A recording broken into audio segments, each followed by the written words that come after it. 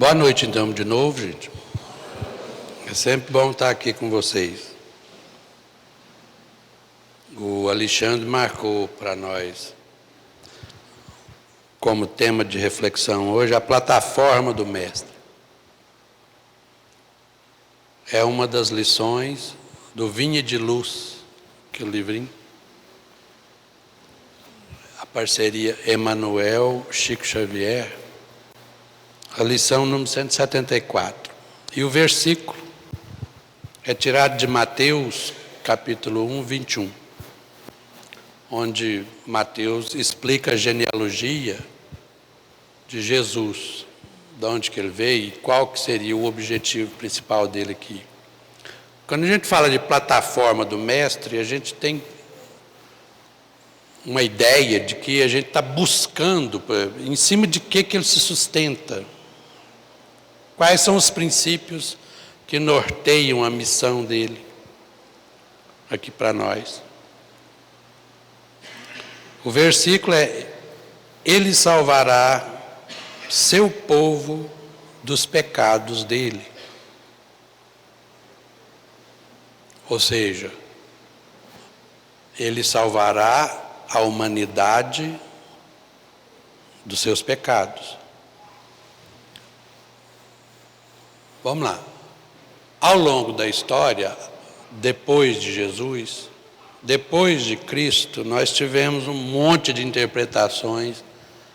Cada um se achou no direito de colocar sentidos e significados na missão de Jesus. Houve quem achou que ele era um reformador de hábitos políticos.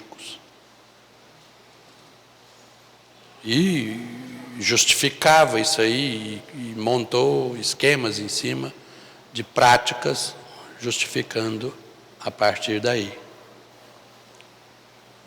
Obviamente, pela lição que a gente está estudando, não é. Outros pensavam que ele era um comandante revolucionário. Bem longe disso. Jesus era um unificador, um libertador. A partir dele, aliás, é que surge o conceito de humanidade. Humanidade no sentido de igualdade, né? Pela primeira vez na história com Jesus aparece o conceito de humanidade como a gente interpreta hoje. Igualdade entre os seres. Governantes e governados são iguais. Então não há motivo para a gente entender, né, a missão dele como sendo de um comandante revolucionário. Jesus não é patrono de rebeliões. Interessante, tem gente que acha que Jesus é o patrono de rebeliões. E justifica, sempre tem uma justificativa. Mas Emmanuel nos coloca que não é. Outros dizem que ele é promotor de guerras civis. Adora, né, fomentar uma desavençazinha e disputa de poder. Também não. Erramos ao longo da história em dar essa característica que não é de Jesus a ele. Ele é aquele que nos trouxe o Evangelho. E quando a gente fala isso, até precisaria que a gente falasse solenemente, porque quando Jesus traz para nós o Evangelho, ele está trazendo uma cartilha, uma maneira de entender a vida humana nesse planeta que é de absoluta importância para nós. Jesus abre a mente do ser humano para colocar lá coisas simples de viver, desde a hora que levanta até na hora que vai se deitar. Do ponto de vista do comportamento, do ponto de vista das relações humanas, do ponto de vista do autoaprimoramento, do ponto de vista da busca, da contínua busca do conhecimento de si mesmo e conhecimento do outro. Ele inaugura perfeitamente os sentidos mais sublimes da empatia, da alteridade. O outro passa a ser significativamente importante para o ser humano que entende a mensagem de Jesus no Evangelho. Tanto é que, como governador do planeta Terra, como o orientador da evolução no planeta Terra, a primeira plataforma dele é nos salvar dos nossos pecados, nos salvar dos nossos erros. Porque ele sabe que quanto mais a gente erra, quanto mais ignorantes ficamos, não sabemos as manhas, vou traduzir para a nossa linguagem bem tranquila, quando a gente não sabe as manhas do viver num planeta, né, que abriga um mundo de expiação e provas, quanto mais a gente ignora, mais sofrimento a gente terá. Isso é ponto fundamental. Então, quer parar de sofrer? Aprenda, conheça, estude, preste atenção, observe e comece a transitar. E aqui a gente tem que repetir a mesma lição que quase todos os dias, quando a gente toca no assunto do Evangelho, a gente tem que dizer, e que isso fique claro na nossa cabeça, que isso fique com uma luz neon piscando na nossa cabeça. Quando Jesus fala que eu sou o caminho, a verdade e a vida, ele não está nada mais, nada menos dizendo que é o seguinte: como é que a gente sai da predominância total do instinto e vai para a predominância total do amor? E nesse meio caminho aqui a gente vai, né, primeiro era só um instinto, um pouquinho mais evoluído e distorcido, a gente vai para as sensações, a gente começa a ficar maravilhado com o prazer que as coisas nos dão. E a gente vive em função só do prazer. Tudo é em função do prazer. Isso é lição de cotidiano nossa, a gente aprender isso. Todo dia a gente fala a respeito disso e todo dia a gente precisa lembrar disso. A gente vive em função disso, em função do prazer, da busca do prazer, das nossas sensações. Está com fome? Come. Está com frio? Põe uma blusa. Está calor? Tira a blusa, abre a janela, liga o ventilador.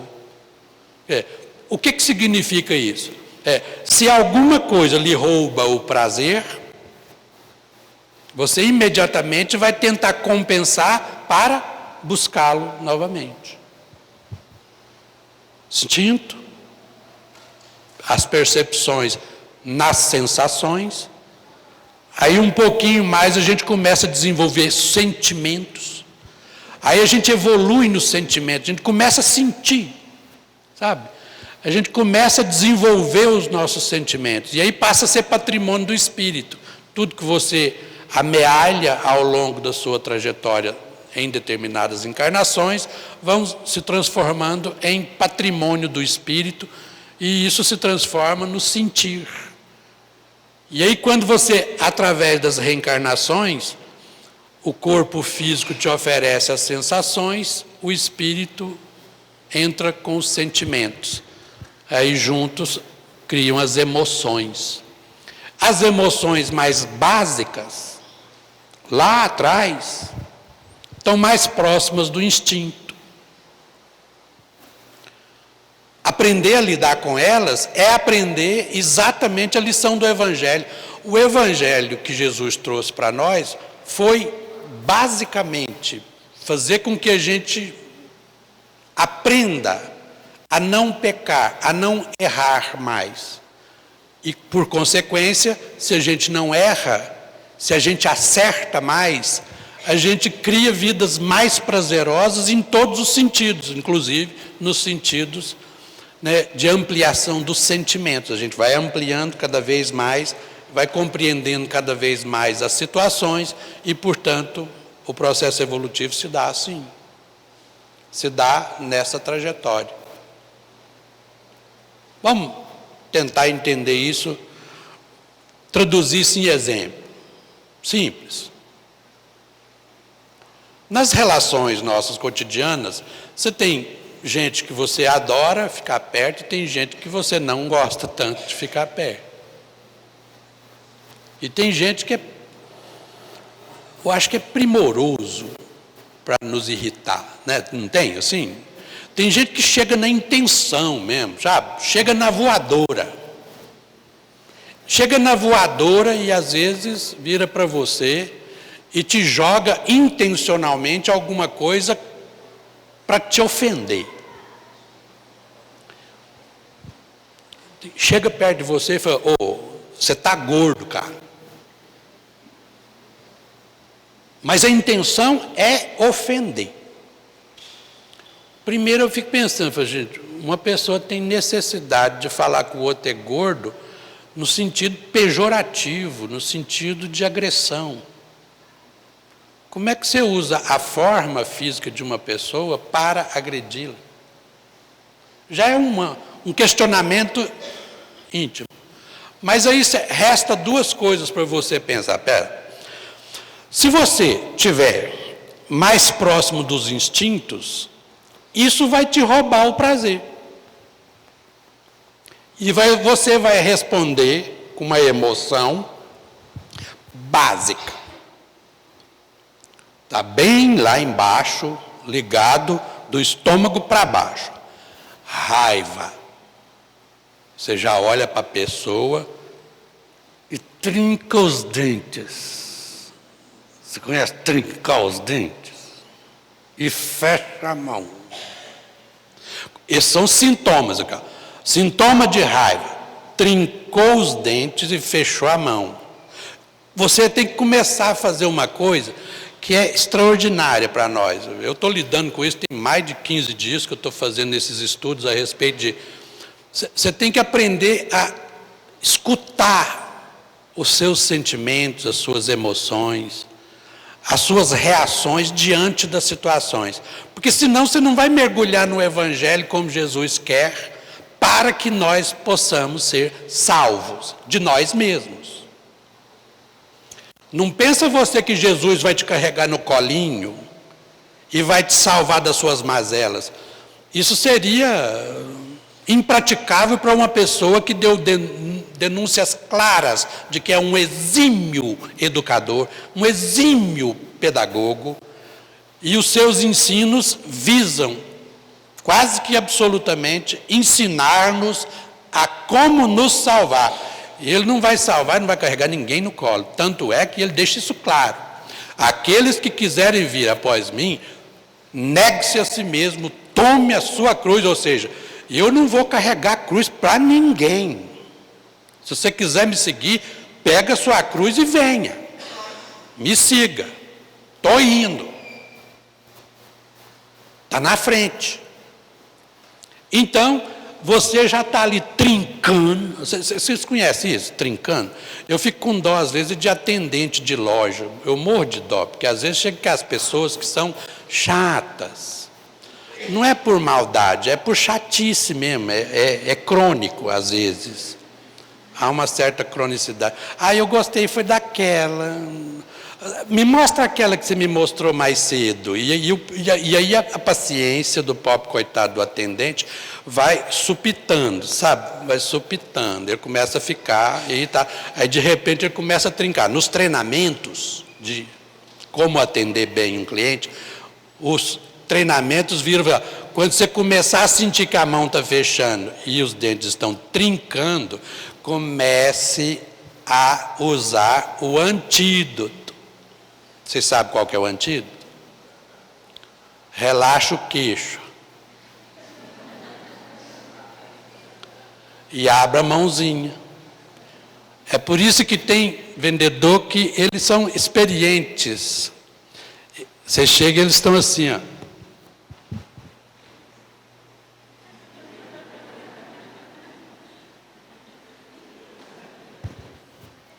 Boca aberta, mãozinha aberta, batendo uma no outro. Por quê? Porque olha aqui, ó. Olha a importância disso. A raiva que você sente por uma agressão, você precisa de aprender a lidar com ela. Como que Jesus ensina para nós isso? Como é que Jesus nos salva das nossas mazelas e dos nossos pecados? Assim, ensinando o valor do perdão, o valor da misericórdia, o valor da compaixão, o valor da consciência plena de estar diante de uma pessoa que, como você, é imperfeito, então é capaz de cometer erros, intencional ou não. Aí você olha para a pessoa e começa a desenvolver. Relaxa o queixo, abre a mãozinha e olha para a pessoa e pensa. Pensa nisso aqui, ó. Raiva engolida é autoagressão. Pode virar mágoa. E você adoece. Raiva engolida é autoagressão. Vira mágoa e você vai começar a cultivar essa mágoa. Você já começa a olhar para a pessoa e começa aquela agressão psicológica. Você começa a não conseguir mais tirar a imagem da pessoa da sua cabeça. Você vai dormir, a imagem da cabeça da pessoa, da cara da pessoa, do jeito que ela falou para você, a expressão facial dela, está na sua frente e você fica ali. E aí começa a querer colocar Deus na conversa, mas da forma mais equivocada possível. Começa a colocar assim, sutilmente, fazer, não, mas o que é dela está guardado. Isso é de uma agressão, porque o que é dela está guardado, o pressuposto é que Deus vai te vingar. Isso é muito irreal. Deus jamais vai fazer isso. Mas nunca. Deus não é nosso jagunço, hora nenhuma. Presta atenção, então. Raiva engolida é autoagressão, vira mágoa, você adoece. A outra opção, raiva cuspida. Você joga na cara da pessoa e devolve. Vira violência ao outro. Ódio desemboca no ódio. Você vai adoecer também. Ué, então credo, não sobrou mais nada não. Sobrou o que Jesus ensinou para nós.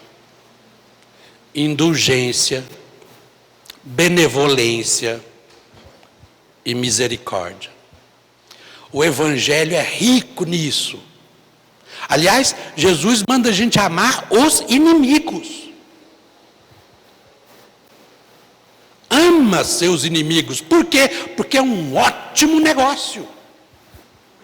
Quando você ama o seu inimigo, você não carrega a carga que ele está tentando te jogar no colo. Você diz, não vou levar isso para casa de jeito nenhum. Pode ficar para você. Pode ficar isso para você. É aquela velha história, né? Os pensamentos, às vezes, lá do Oriente, são extraordinários, porque eles fazem. Tinha um velho samurai, que era bom, nunca perdeu um combate, E ele já estava mais velhinho, e estava ensinando seus discípulos a arte, né, de ser um samurai. A honra, a filosofia, o jeito de agir, a elegância. Um belo dia chegou um jovem nas redondezas, e esse jovem era intrépido, famoso, por não perder as suas batalhas, mas ganhava de forma não muito ética, não muito honrada, porque ele provocava as pessoas. E como ele queria ser o melhor em tudo, então foi lá para desafiar, né, o velho mestre samurai. E os discípulos, os alunos, olhando aquilo, e ele chegou e desafiou o mestre. E o mestre, né, tentou sair de todas as formas, mas como viu que ele não ia desistir, então ele topa. Marcaram o horário, tal hora assim, na praça tal. Nós vamos então ao desafio. E os discípulos, nossa, esse vai perder, porque o rapaz joga sujo. Não deu outra. Na hora aprazada, foram lá, encontraram numa praça, todo mundo reunido. O jovem já chegou chutando areia nos olhos do velho mestre. Já chegou com o jogo sujo. E o velho mestre impávido, tranquilo, concentrado, profundamente concentrado, esperando a decisão do jovem. E o jovem começou a falar, vamos, reage, lute. E começou com impropérios, agredindo a ele, agredindo a sua estrutura, a sua idade, agredindo aos familiares, aos antepassados, e o samurai na mesma posição, impávido, concentrado, tranquilo, e os discípulos, meu Deus do céu, que mico, que mico.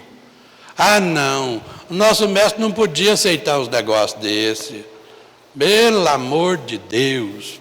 Como é que ele está aguentando um negócio desse? Tanta ofensa. E o mestre tranquilo, impávido. Até que o jovem pensou, falou assim, eu não vou agredir primeiro.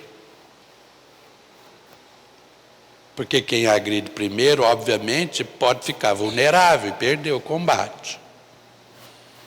Então ele acabou, foi desistindo, falou mais uns impropérios e foi embora. Aí no meio do caminho para casa, os discípulos viraram para o mestre e falaram assim, mas mestre, por que o senhor não reagiu? Ele fez gato e sapato do senhor. Não é possível que o senhor aguentou tudo aquilo calado. Ele falou assim, por que vocês estão me fazendo essas observações? Ele falou, porque é uma questão de dignidade revidar a quem lhe ofende. Ele falou assim, a minha dignidade está intacta. Ele não conseguiu maculá-la. Mas como assim?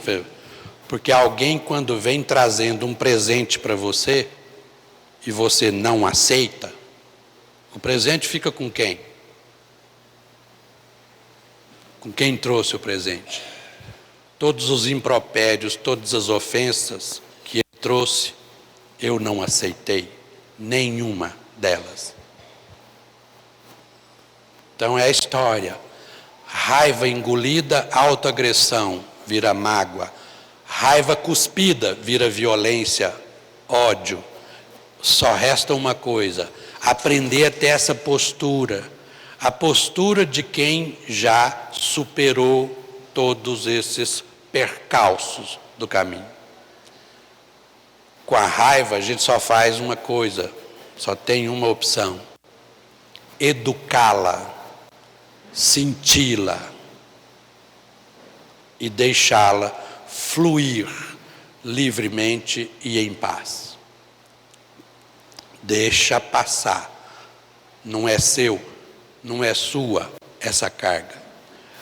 E aí você pode começar a observar o que é que faz com que uma pessoa tenha necessidade de agredir a outra. Geralmente é algo que no outro te incomoda.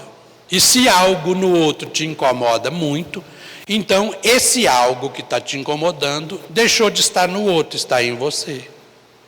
Geralmente o que acontece, quase que na maioria das vezes, são questões de autoestima baixa. Uma pessoa que tem autoestima lá embaixo, no pé, ela só consegue viver bem se ela diminui as outras pessoas. Ela não pensa, se estudasse o Evangelho e aprendesse com Jesus, aprenderia o seguinte: eu tenho que me levantar, eu tenho que me melhorar, eu tenho que me aperfeiçoar, para que eu possa ser tão bom quanto ele. Aprender com ele. Mas não, a maioria de nós ainda está regida pelo instinto, pelo egoísmo, pelo orgulho. Então, isso, obviamente, nos coloca com a autoestima lá no pé. E a autoestima lá no pé, a gente sente necessidade de agredir o outro para diminuí-lo. Porque ao diminuí-lo, a gente se sente bem. Observe. Observe quem agride. O que é que realmente ele está querendo com a agressão? Diminuir o outro. Enfraquecer o outro. Se sentir melhor do que o outro. Isso é orgulho. O sentimento do orgulho é exatamente isso. É quando a pessoa tem necessidade de ser melhor do que o outro. Necessidade de ser superior ao outro. Ora, não precisa ser psicólogo para fazer uma análise simples. Se você tem necessidade de ser melhor do que o outro, então é porque você está se sentindo inferior, pior do que o outro. Porque quem está de bem com a vida, tranquilo, não tem nenhum abalo em termos de autoestima, não se sente preocupado com o que o outro vive, o que o outro faz. Educar, perceber, estudar e deixar fluir. Aí a gente começa a entender o que Jesus queria dizer com isso. Amai os vossos inimigos. É só isso. Às vezes é só parar e pensar o que é que o outro quer dizer com isso. Eu, às vezes, fico observando. Né? Se acontecer comigo, já aconteceu, a pessoa chega e fala, ô gordo, na intenção de ofender, eu paro e penso assim, eu estou gordo? Se estou, eu falo, uai, você está certo, uai. Estou mesmo. O máximo eu posso fazer uma piadinha. Você descobriu isso sozinho ou alguém te ajudou? É uma constatação. Não adianta eu pensar que não é. Mas, ao mesmo tempo, eu fico pensando assim, uma pessoa que tem necessidade de agredir o outro a partir da sua forma física, é preconceito, é esquisito. Mas se a pessoa tem necessidade, aí então eu já vou para o outro lado. Eu fico imaginando, é o exercício da misericórdia, é o exercício da compaixão, é o exercício do perdão. É a hora de você começar a perceber assim, ó, o que é que tem nessa criatura que a faz sofrer tanto que tem a necessidade de me agredir dessa forma. Aí você pode bancar, até arriscar uma ajuda. Oi, você está me chamando de gordo, mas eu posso te dizer que não estou não. A minha relação massa corporal, né, por altura, ainda está 25, 26, está na tábua da beirada, mas ainda não é considerado obesidade não. Se estiver correto a agressão, eu apenas tenho que agredir, não agredir, mas sim agradecer. Obrigado. A sua intenção é fazer com que eu me preocupe com a minha saúde? Agradeço mais ainda. A intenção é agredir? Uai, então, o que eu posso fazer? Eu não vou me sentir agredido com isso, não. Porque eu sou mesmo. Eu estou gordinho mesmo. Eu vai ter muito tempo para ficar magro depois que desencarna. O corpo vai ficar numa magreza que vocês não fazem ideia como é que vai ficar. Vai ficar só osso. E é muito tempo depois. Então, deixa eu curtir, deixa eu divertir aqui agora. A agressão é trabalhada. Isso aqui é trabalhar. Trabalhe a sua raiva, eduque-a, sinta e deixa fluir. Nesse aspecto, a gente vai afastar cada vez mais dos princípios, as emoções que nos levam aos princípios, ao egoísmo e ao orgulho. E a gente começa a refinar os nossos sentimentos e a gente vai aproximando daquilo que seria o top de linha, que é o amor. E quando a gente fala de amor aqui, não é amor de novela, não é amor de filme, é amor que Jesus ensinou para nós.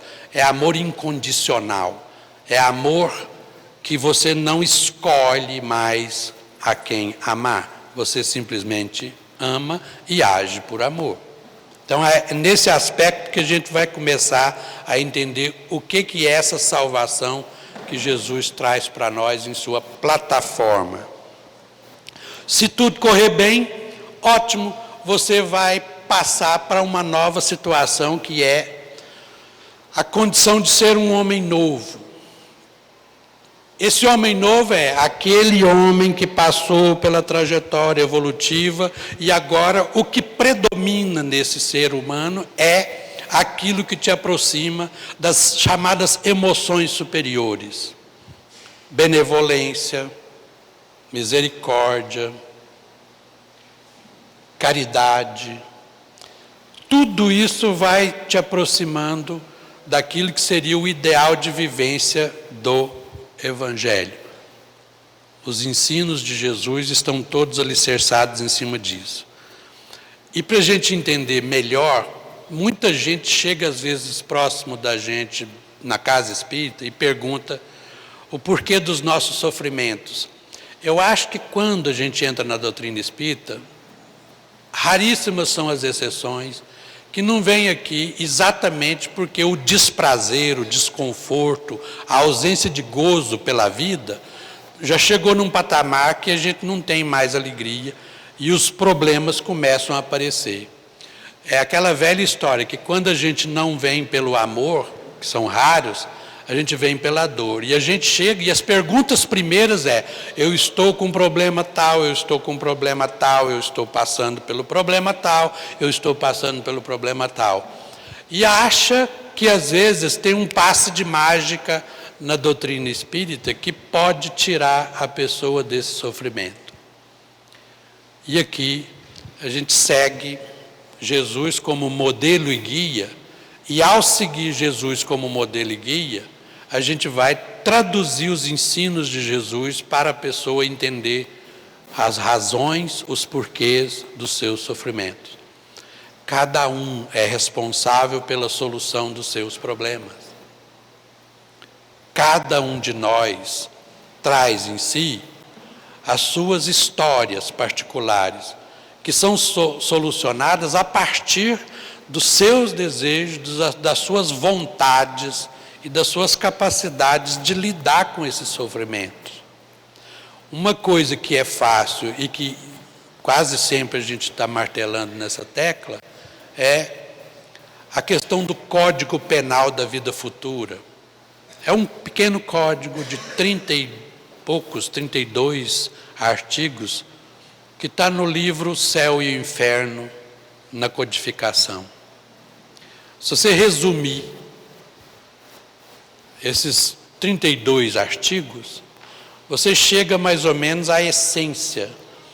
Nós falamos isso na última vez que nós estivemos aqui, mas alguém perguntou novamente como é que é aquela relação e como ela é o cerne dessas plataformas que Jesus traz para nós. E uma dessas plataformas é ensinar-nos a nos livrar das nossas mazelas, portanto, perdoar os nossos pecados. Como é que a gente perdoa os nossos próprios pecados? É nos aperfeiçoando. Então está aqui a síntese. O sofrimento é inerente à imperfeição. Toda imperfeição desemboca em sofrimento.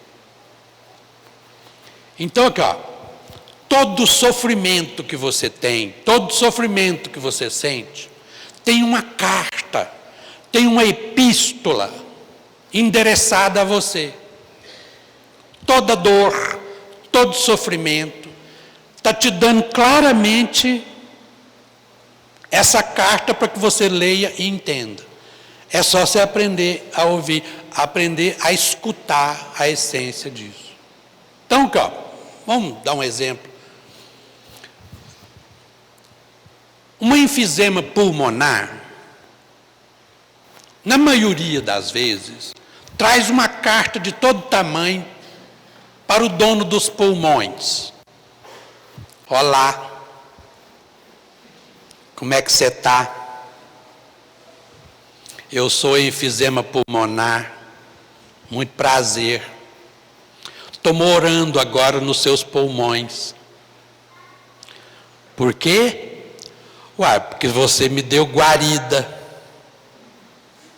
Eu vim porque você fumou tanto que tapou seus alvéolos e, por tapar os seus alvéolos, agora a sua respiração fica difícil.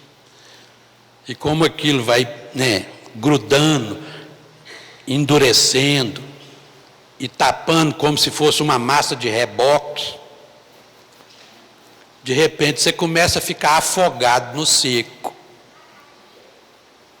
Você começa a respirar parecendo que estão te roubando o ar, não é? Pois é, sou eu. Você entende a carta. Aprende a partir do que a carta está lhe dizendo. Segundo os amigos espirituais, os grandes pesquisadores colocam isso também. O egoísmo exacerbado, sabe aquele egoísmo que a pessoa é egoísta até as últimas consequências? Tudo é dela, tudo é meu, meu. Até na hora de comprar um bombom, a pessoa compra o bombom e esconde. E olha para um lado e olha para o outro para ver se não tem ninguém. Para abrir o papel que às vezes faz barulho. Então, se fizer barulho, os outros escutam e vêm para pedir pedaço. Não. É aquela pessoa que é tão egoísta, mas tão egoísta que na hora que começa a comer o bombom, se aparecer alguém, põe tudo na boca. Para não ter que dividir. Tudo é meu. Segundo os pesquisadores, você pede ao universo e o universo conspira para te atender.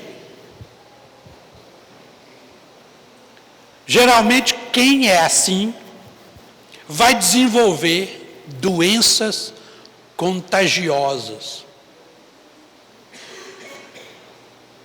De repente, essa pessoa está com uma tuberculose.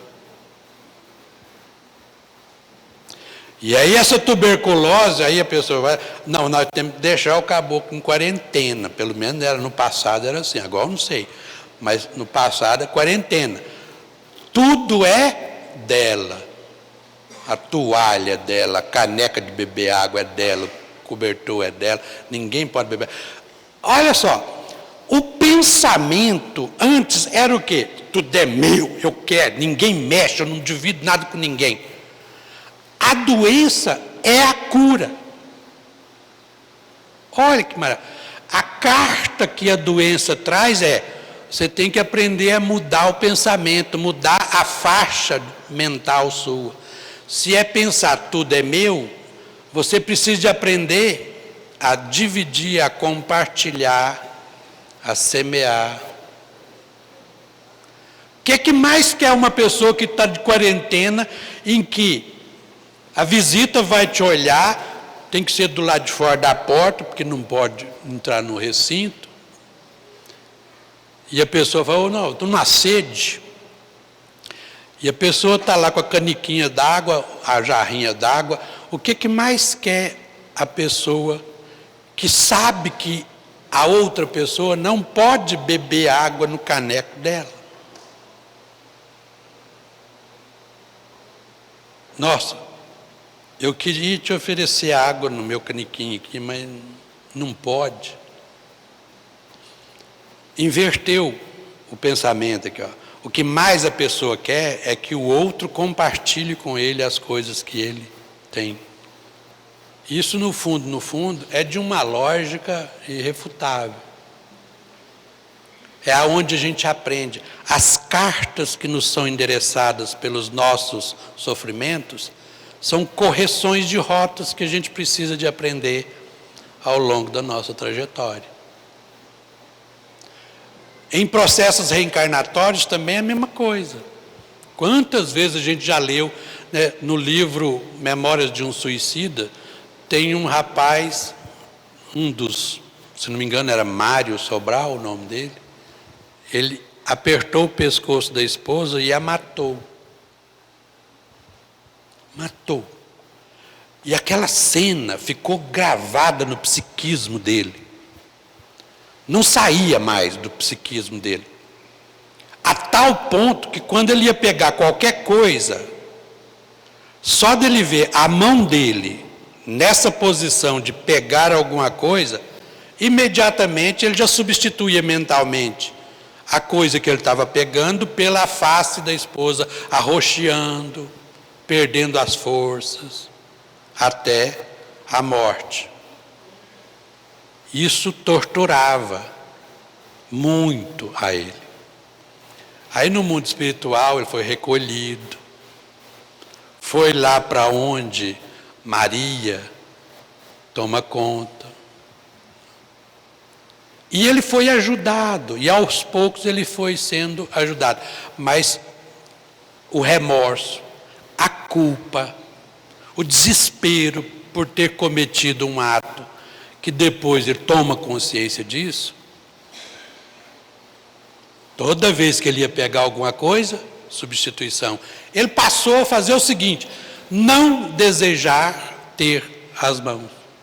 A desejar, aliás, não ter as mãos. Ele olhava, ele começava, não queria ter minhas mãos. Eu não queria ter as minhas mãos, porque toda vez que eu vou pegar, eu associo a imagem, e a imagem me tortura, e eu me sinto mal por isso. A ponto de, o desejo dele foi mas tão incisivo, que ele começa a desmodelar as mãos dele. Os colegas dele começam a perceber que ele está desmodelando a mão. Ele vai perdendo a mão, psiquicamente. O psiquismo tem poder despótico sobre o perispírito. E ao desmodelar a mão, o pessoal já começou a perceber que ele só tinha os 2 cotozinhos de mão. Aí então ele recebe a bênção de uma nova reencarnação. Pessoal, nossa, você vai reencarnar novamente? Vou. Me deram essa bênção e eu vou aproveitá-la. Preciso de corrigir certas coisas. Reencarna. Eu pergunto a vocês, ele não tem a mão nos moldes, no molde que é o perispírito, ele não tem as mãos. Vai nascer uma criança sem as mãos. Porque não há como você modelar um corpo biológico se no molde não existe. E aí nasce uma criança sem as mãozinhas. Olha onde que está a beleza, a bênção da reencarnação, que é, ao reencarnarmos a gente esquece. Está aí o valor do esquecimento. Não é obrigatório o esquecimento, mas a gente esquece por benevolência divina, por misericórdia divina. Na hora que você reencarna e esquece, nasce uma criança sem as mãos que fica olhando para as mãos e fala, por que eu não tenho mãos? Por que eu não tenho mãos? Eu quero ter mãos. O espírito esqueceu a causa por que ela não tem mãos. E ela começa a reconstruir o seu corpo. A reconstrução do corpo a partir do desejo. Quanto mais essa criança desejar ter as mãos, mais ela vai reconstruir remodelar as suas mãos no perispírito. Quem sabe, ao desencarnar, ela já estará com as suas mãos de volta no lugar. A vida, as nossas mazelas, é exatamente a pedagogia que Jesus trouxe para nós, a educação que Jesus trouxe para nós, para a gente aprender como nos livrar das nossas mazelas e sofrimentos, como nos livrar dos nossos erros, dos nossos pecados, aprendendo a agir no bem, aprendendo a agir de forma correta.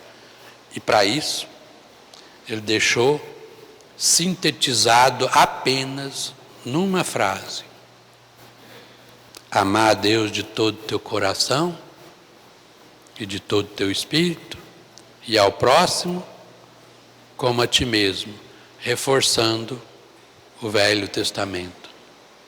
A lei estava lá. E ele dá consolidação a isso aí. Amar a Deus de todo o teu coração e de todo o teu espírito, e ao próximo como a ti mesmo. Quando você faz isso, você entendeu a missão de Jesus, você entendeu o trabalho que Jesus veio aqui desempenhar conosco. É nos ensinar a como nos livrar dos nossos pecados, dos nossos erros, das nossas mazelas, dos nossos sofrimentos. Consequentemente, o nosso aperfeiçoamento é contínuo. Vamos embora fazer isso então. A partir de amanhã, treinamento. A agressão que vem de lá para cá, pare, pense, sinta, eduque e deixa fluir. Para, pense, eduque. No trânsito, no trabalho, na família. Sabe aquela pessoa da família que olha para você e rosna? Tem gente que rosna. Tem familiar que rosna, não dá nem bom dia. Você vai dar bom dia, a pessoa fala... Treinamento. Sinta a raiva, eduque-a, sinta, perceba, entenda, deixa fluir, deixa fluir, deixa fluir. Boa noite para todos. Obrigado.